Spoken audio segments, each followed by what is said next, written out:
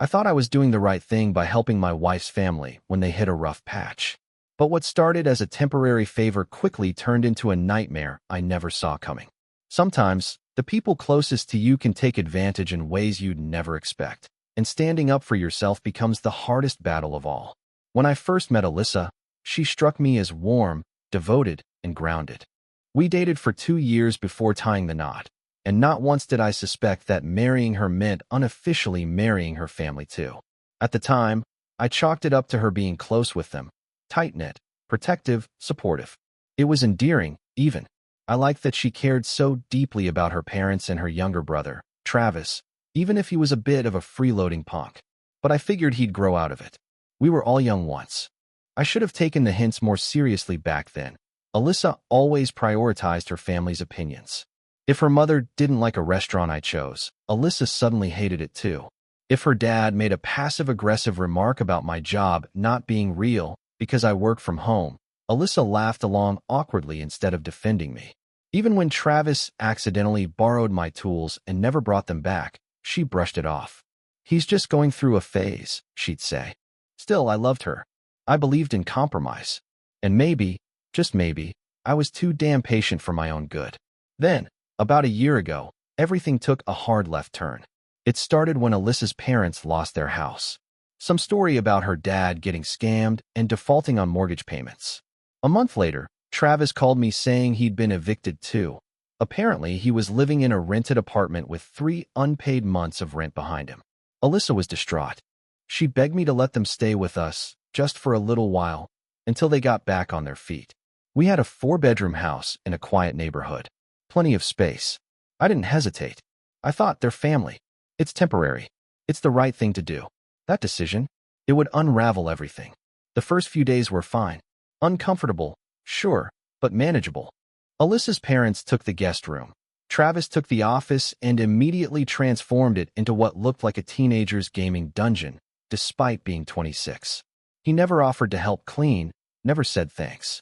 He just plugged in his console and started shouting at strangers online like this was a frat house. But I held my tongue. Alyssa's mom, Denise, was polite at first, even helping with the dishes. That lasted about a week. Then she started criticizing the way I cooked, rearranged my spice rack without asking, and once threw out my leftovers because, in her words, "We don't eat that kind of stuff in this house." In this house, that phrase would become a theme. Her dad, Leonard, acted like a guest of honor at some family-run estate.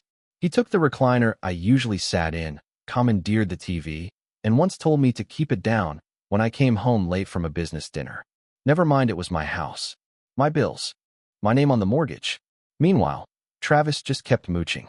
I caught him going through my mini fridge in the garage, drinking my last craft beer, and when I said something about it, he smirked and said, "Didn't think you'd miss one. Chill. Chill." They were supposed to be finding a new place. That was the deal. But instead of applying for rentals or saving money, they settled in. Like termites.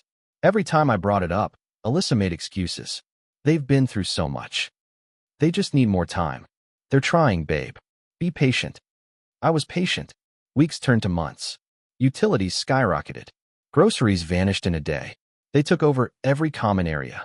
I started spending more time in the garage just to breathe. And then came the insults.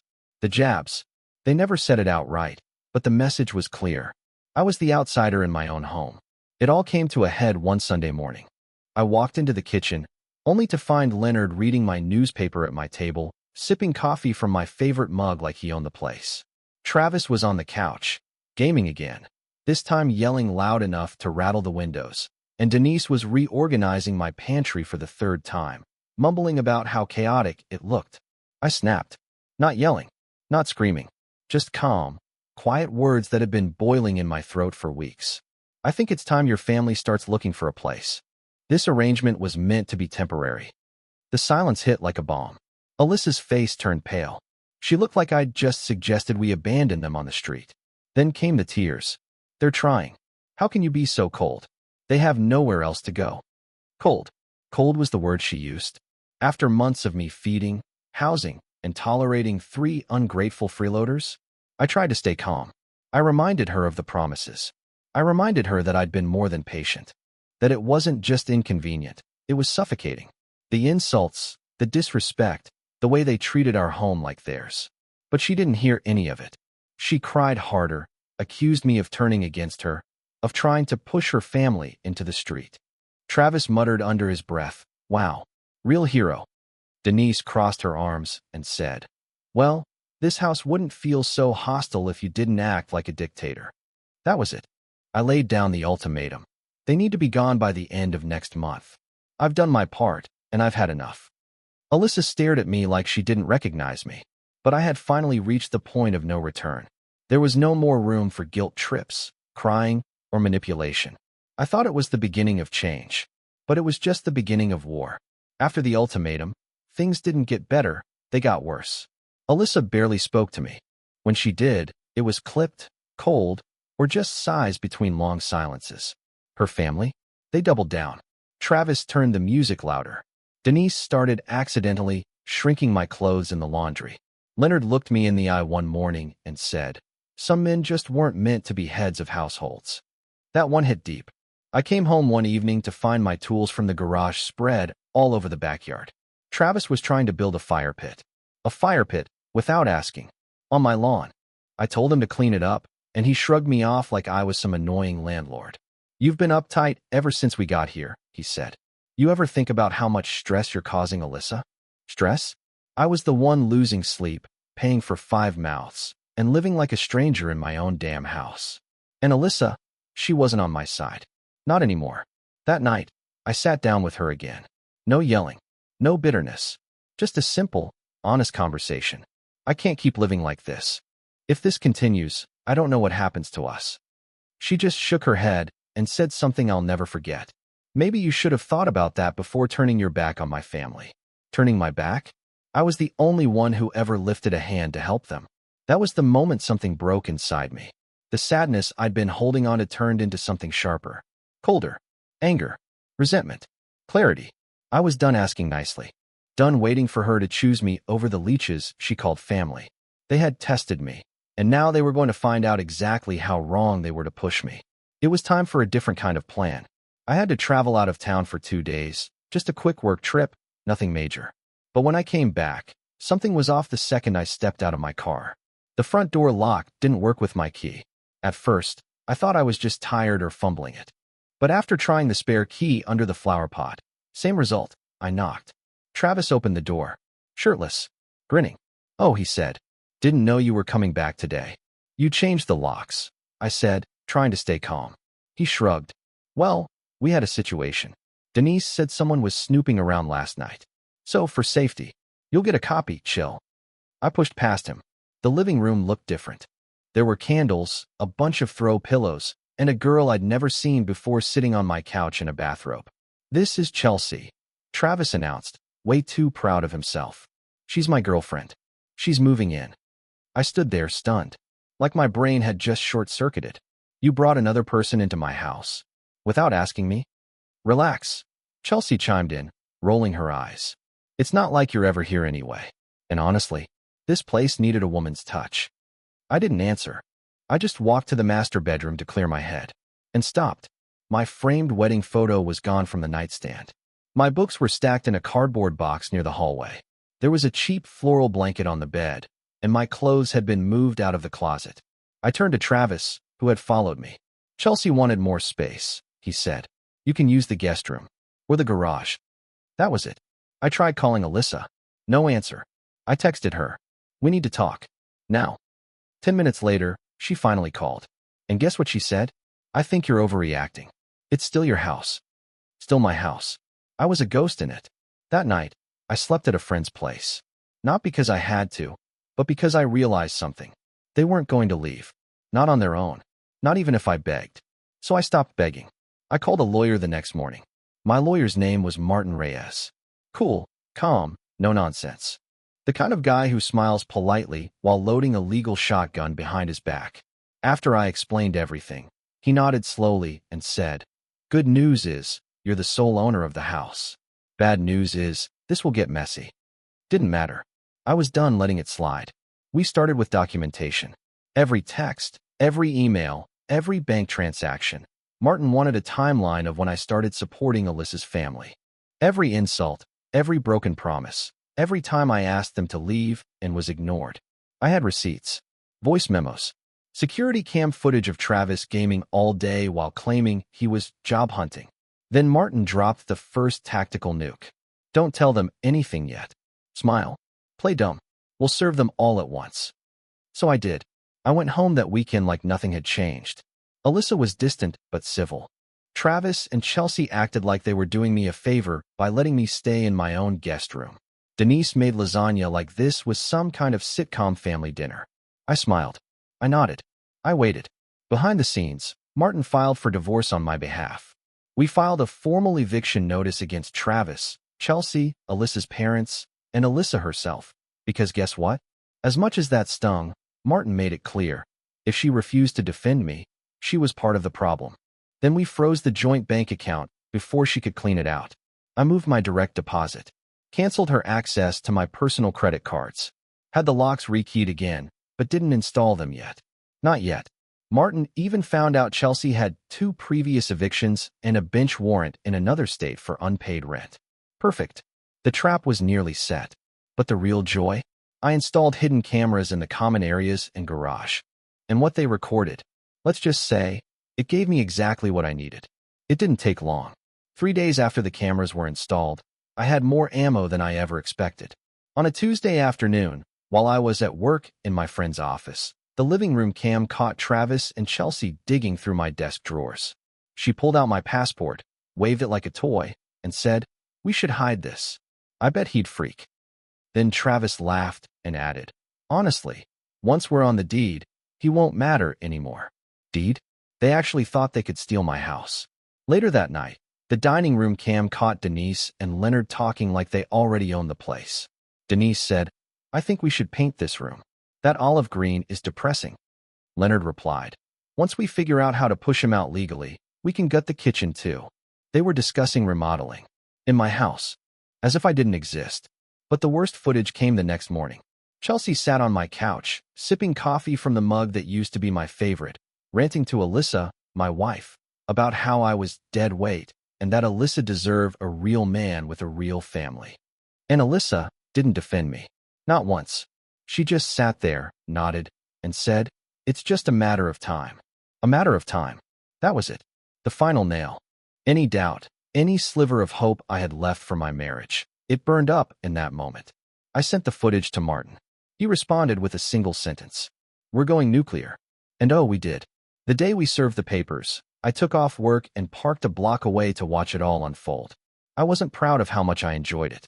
But I won't lie to you. I enjoyed it a lot. At exactly 9:30 a.m., 2 uniformed officers and a private process server walked up the front path to my house. Not knocking, pounding. Travis opened the door, shirtless again, scratching his chest like some bored raccoon. Within seconds, the server handed him a thick envelope with his name on it. "You've been formally served with a 30-day eviction notice," one officer said. "And please make sure your guests are informed. They're included as well." What the? Denise and Leonard came rushing in from the kitchen, eyes wide, jaws hanging. Chelsea came down the stairs screaming that it was illegal and that I couldn't just kick people out like this. But I could, and I was. Then came the final blow, the divorce papers for Alyssa. She wasn't home yet, so they left them in her dresser drawer, along with a neatly folded copy of our prenup. Thank God I had one, and a flash drive with the hidden camera footage. A sticky note on top read, "You made your choice. I made mine." I waited across the street for the fallout. My phone started blowing up around noon. First, Alyssa, "What is this? Why are you doing this? Call me." Then Travis, "Bro, this is low. We're family. You're making a huge mistake." Then Denise, who left me a voicemail that sounded like a church sermon crossed with a courtroom tantrum. I didn't answer any of them. Instead, I texted Alyssa one final message. "You chose them over me. Now you can all leave together." Block, block, block. And just like that, the countdown had started. 30 days until the infestation was gone. But I wasn't done yet. Because now that I had the upper hand, I wanted them to feel it. With the clock ticking, I turned the screws. You see, serving eviction papers is one thing, but living through those final 30 days with people who know they're being tossed out, that's psychological warfare. And I played it better than any of them ever could have imagined. First, I had the utilities moved into my name only. I didn't shut them off. That would have been illegal before the eviction date. But I did something smarter. I put usage limits on the Wi-Fi and thermostat. Travis lost his mind when the internet slowed to a crawl every evening at 7 p.m. I got texts from Chelsea saying she couldn't survive in a house where people limit basic human rights. I ignored every message. Then I had a smart lock system installed, but didn't give anyone new codes. Only one keycard worked, mine. The rest of the house was still accessible, but their rooms?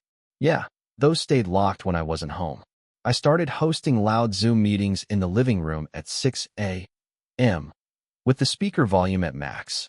I parked my car sideways across the driveway so none of them could get in or out without ringing the doorbell. I cooked food that filled the house with smells they hated: broccoli, fish, boiled eggs, and left it uncovered in the kitchen. Petty? Maybe. But necessary? Absolutely. Alyssa tried to reason with me one night. Said we should find a way to coexist. I asked her point blank, "Did you ever think about how I felt when your brother locked me out of my own home? When your mom threw away my clothes? When your new roommate mocked me on my couch while you said nothing?" She couldn't answer, because she knew. I wasn't just kicking them out. I was taking back every inch of space they had stolen. And the eviction date? It was getting closer. The final week was a masterpiece of chaos, and I just sat back and watched it unfold.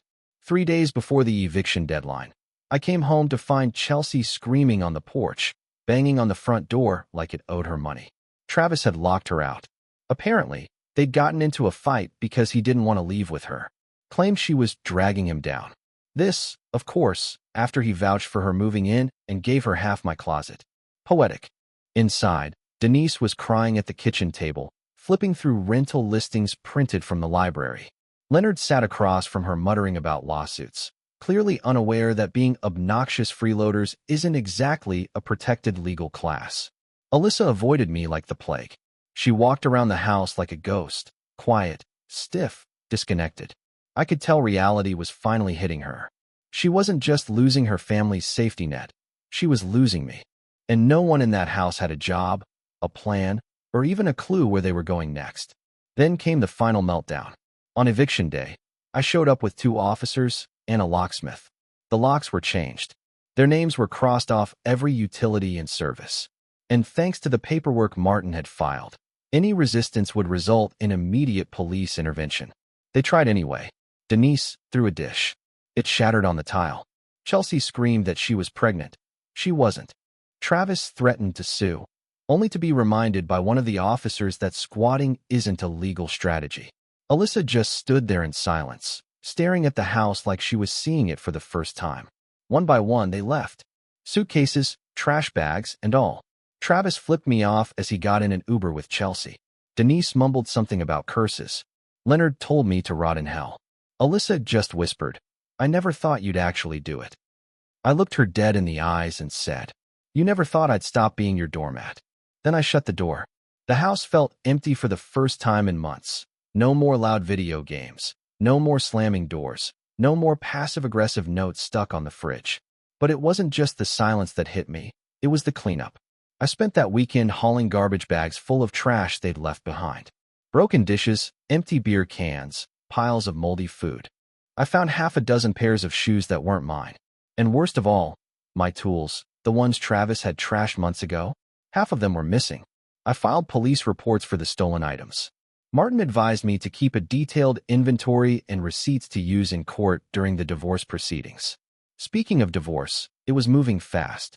Alyssa finally responded to the papers. At first, she fought back, trying to claim emotional abuse and unfair eviction, but the evidence was stacked against her like a mountain. Martin made sure every detail was documented, every insult and lie cataloged. When the judge finally set a hearing date, I felt a strange mixture of relief and sadness. Relief that this nightmare was finally ending. Sadness because the woman I once loved was now my adversary. But most of all, I felt free. Word got around pretty fast. Friends and neighbors who'd been quietly watching the chaos unfold finally started checking in. Some were sympathetic, others curious, a few downright judgmental. Everyone had opinions about family loyalty and how I should have handled it differently. Looking back, I realized how blind I was in the beginning. I thought love meant sacrifice without limits, that loyalty meant letting people walk all over me if it kept the peace. But what I learned the hard way is this. Boundaries aren't just healthy, they're necessary. Helping family is noble, but enabling toxic behavior isn't. When someone takes advantage of your kindness and refuses to respect your home or your feelings, that's not family. It's a parasite. I learned to listen to my gut instead of excuses and tears. I learned that standing up for yourself sometimes means standing alone, and that love without respect is just an empty word. If there's one thing I want others in my position to know, it's this. Help, yes, but never lose yourself. Because no home is worth giving up your dignity. But here's the truth. I handled it the only way I could. Alyssa's family? They vanished from my life like bad weather moving out. No calls, no apologies, no can we talk. Nothing. It was as if I'd disappeared from their memories altogether. Alyssa, on the other hand, showed up one evening, just once. She wanted to talk, to make sense of everything. But all I saw was the woman who chose her family over me, who let strangers treat me like dirt in my own home. I told her what I had been thinking for months. I can't be the one who keeps sacrificing. You wanted to protect them, fine. But I have to protect myself now. That was the last time we spoke. The divorce finalized a few months later. I kept the house, paid off what I owed, and moved on. After the dust settled, I slowly rebuilt my life. The house felt like mine again, not just in legal terms, but emotionally. I painted the walls, fixed the damage left behind, and even started growing a small garden in the backyard. Something about watching something grow with my own hands felt healing. I focused on friendships I'd neglected, on hobbies I'd put aside, and on work that gave me purpose beyond family drama. Dating? Not yet. I'm still wary of who I let in now. But I'm learning to trust again, bit by bit. More importantly, I'm learning to value myself. Not as someone who sacrifices endlessly, but as someone deserving of respect, kindness, and peace. I don't regret helping Alyssa's family when they were down, but I do regret how long I stayed silent as things spiraled. Now, I'm ready for whatever comes next. If you've made it this far, maybe you're in a similar spot, feeling overwhelmed by family drama, torn between love and self-respect, and wondering where to draw the line. Here's what I'd say. You are not obligated to be everyone's emotional or financial dumping ground. Kindness is a gift, not a requirement. And sometimes, the hardest kindness is knowing when to walk away. Don't ignore the warning signs. Don't let guilt cloud your judgment. And don't let anyone convince you that your needs don't matter. Set boundaries. Protect your home, your time, and your heart. And if you have to fight back, do it smart, do it with a plan, and do it without shame. Because at the end of the day, the person you owe the most respect to is yourself. I hope my story helps someone out there find their strength before it's too late.